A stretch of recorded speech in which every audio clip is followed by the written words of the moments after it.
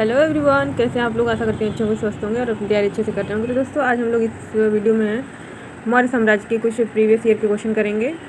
तो चलिए डिस्कस करते हैं बिना किसी देरी के। और आप लोग चैनल पर नए हैं तो सब्सक्राइब जरूर कर लीजिएगा और लाइक और शेयर कर दीजिएगा, ताकि और बच्चों तक ये जो वीडियो पहुँच जाए और उन लोगों को भी इस वीडियो का लाभ प्राप्त हो, क्योंकि प्रीवियस ईयर के क्वेश्चन है जो आपके हर एग्जाम में पूछे जाते हैं। और हिस्ट्री एक ऐसा विषय है, सब्जेक्ट है, जो कि वनडे एग्ज़ाम हो चाहे कोई भी एग्ज़ाम हो उसमें पूछा ही जाता है। जीएस का पोर्शन तो कंप्लीट होता है। तो ठीक है, तो स्किप मत करिए अभी वीडियो को, अभी देख लीजिए कुछ क्वेश्चन। तो चलिए देखिए इसको। पहला क्वेश्चन है, सही कूट का चयन करिए। विश्व के सभी भागों में ईस्वी पूर्व 6वीं शताब्दी एक महान धार्मिक उथल पुथल का काल था। तो क्या इसमें कौन सा सही है?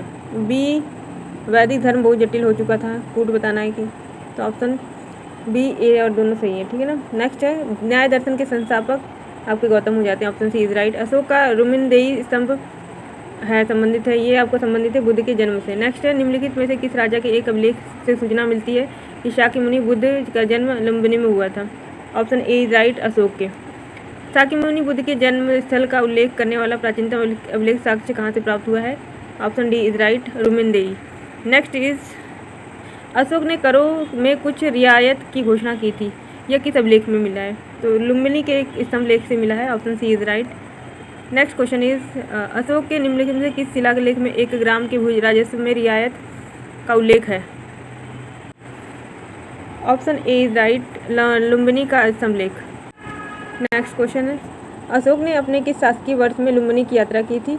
ऑप्शन सी इज राइट, 20वें वर्ष में की थी। Option C is right. Next question is, Brahmi लिपि को सर्वप्रथम किसने पढ़ा था? ये आपके जेम्स प्रिंसेप में पढ़ा था। Option D is right. Next, सम्राट अशोक के राजादेशों का सबसे पहले विघटन किसने किया था? तो ये ऑप्शन बी, जेम्स प्रिंसेप ने किया था, सबसे पहले उन्होंने पढ़ा था। नेक्स्ट है, ब्राह्मी लिपि को पढ़ने की विधि किसने खोज निकाली? ये option B, James Prinsep. Next है, अशोक के शिलालेख को सर्वप्रथम किसने पढ़ा था? अशोक के शिलालेख को जेम्स प्रिंसेप ने पढ़ा था। कितनी बार क्वेश्चन आ चुका है, देख रहे हैं आप लोग। अशोक ने कलिंग को मौर्य साम्राज्य में जोड़ लिया था, और इसका कारण क्या है? कलिंग दक्षिण भारत को आने वाले स्थलीय एवं समुद्री मार्गों को नियंत्रित करता था। तो इसका ऑप्शन ए इज राइट हो जाएगा। ए आर दोनों सही, आर ए सही की व्याख्या करता है। नेक्स्ट है, अशोक के अभिलेखों को सफलतापूर्वक सर्वप्रथम किसने पढ़ा था? ये आपको बताइए, जेम्स प्रिंसेप ने पढ़ा था। Option D is right. Next question is, जो किस स्रोतों से विदित होता है कि कलिंग में अशोक में घमासान युद्ध हुआ था? तो ये आपका अशोक का 13वां अभिलेख। Option B is right. Next, Maurya साम्राज्य का पतन अशोक के बाद प्रारंभ हो गया था। ये क्या है? कथन है, और कारण दिया गया है कि अशोक ने धम्म विजय की नीति का अनुसरण किया और अपनी सेना विघटित कर दी। ए सही है, लेकिन आर क्या है? गलत है। ठीक है ना। नेक्स्ट है, सूची फर्स्ट को सेकंड से मिलाइए। समाहर्ता, समाहर्ता क्या हो जाएगा आपका? ये समाहर्ता संग्राहक हो जाएगा, और पहले का दूसरा।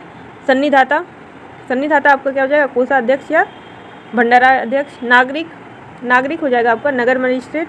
और अक्षय पाटलिक, ये आपका केंद्रीय लेखा अधिकारी। ठीक है ना। Option A is right.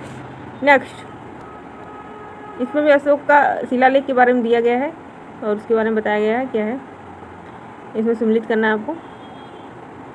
शिलालेख सेकंड में क्या कहा गया है? सेकंड में कहा गया, पुरुषों तथा पशुओं के कल्याण हेतु किए गए उपाय, पहले का चौथा।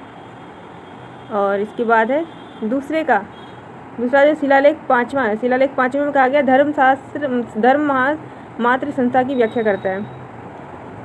बी का थर्ड होगा। फिर शिलालेख 8th क्या कहता है? 8th जो है वो धर्म यात्रा पद्धति का आरंभ, यानी कि सेकंड वाला सही। शिलालेख 9th में कहता है कि रूढ़िवादी अनुष्ठानों की प्रथा भर्त्सना करता है। Option B is right. Okay, B is right. आप लोग अच्छे से लगाइए इसको। नेक्स्ट क्वेश्चन इज, सूची फर्स्ट को सेकंड से मिलाना है। चंद्रगुप्त को क्या कहा जाता है? चंद्रगुप्त को आपका सेंड्रोकोट्स। बिंदुसार को अमित्रघात, पहले का दूसरा, दूसरे का तीसरा। अशोक प्रियदर्शी, तीसरे का पहला। Chanakya Vishnugupta. Option C is right. Next is, Ashok के अभिलेखों में अनेक विदेशी राजाओं का उल्लेख है, उन राजाओं को उनके देश के आधार पर सम्मिलित करिए। सीरिया का कौन सा राजा था? सीरिया का राजा था आपका अंतियोक। फिर मिदा का राजा था टालमी। मैसेडोनिया का राजा था एंटीगोनस। और कोरिंथ का राजा था अंतिकिन। Option D is right. Next is अकाल से निपटने के उपायों का उल्लेख है किस अभिलेख में? ये आपका शाहगौरा में और जो है महास्थान अभिलेख में। 3 और 4 दोनों सही है। C option is right. Ashok को क्या कहा गया है? अशोक को जो है ये सम्मिलित करने वाला क्वेश्चन है। अशोक को देवनापी कहा गया है। समुद्रगुप्त को क्या कहा गया है? पराक्रमांक की उपाधि धारण की। चंद्रगुप्त सेकंड ने विक्रमादित्य और स्कंदगुप्त ने क्रमादित्य। तो ऑप्शन सी इज राइट। देवनापरी की उपाधि किसको मिलती है? आपके अशोक को मिलती है। Option A is right. Next question है तीर्थ यात्रा के समय सम्राट अशोक निम्न स्थानों पर गए थे, किस मार्ग से अनुगमन किया था? तो ये किया था पहले गया गए थे तो कपिलवस्तु, कुशीनगर, श्रावस्ती।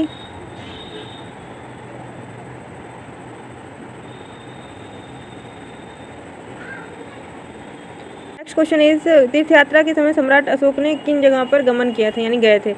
तो ये गए थे आपके पहला गया से गए थे, फिर दूसरा है कपिलवस्तु, पहले गया,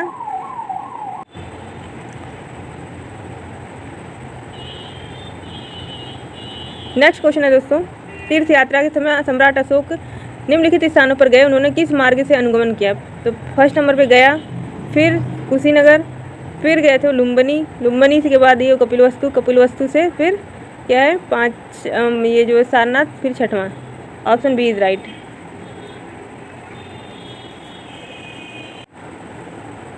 नेक्स्ट क्वेश्चन है विशाखा दत्त के प्राचीन भारतीय नाटक मुद्रा राक्षस का विषय वस्तु क्या था? यह आपका चंद्रगुप्त मौर्य के समय राज दरबार की दुर्भी संधियों के बारे में। Option D is right.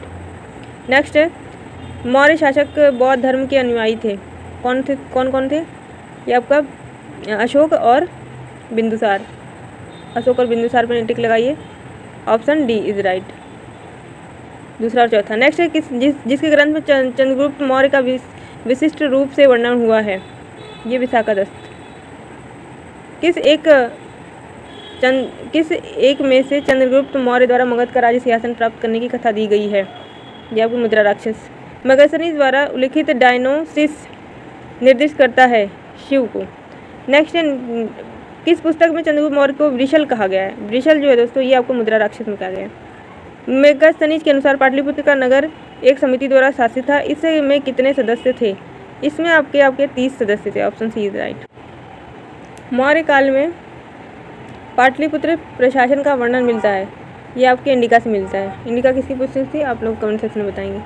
Next है कौन सा स्रोत मौर्यों के प्रशासन का विस्तृत विवरण करता है? मेगास्थनीज की इंडिका। नेक्स्ट है मौर्य समाज के 7 वर्गों में विभाजित होने का उल्लेख किसमें किया गया है? ऑप्शन सी मेगास्थनीज की इंडिका।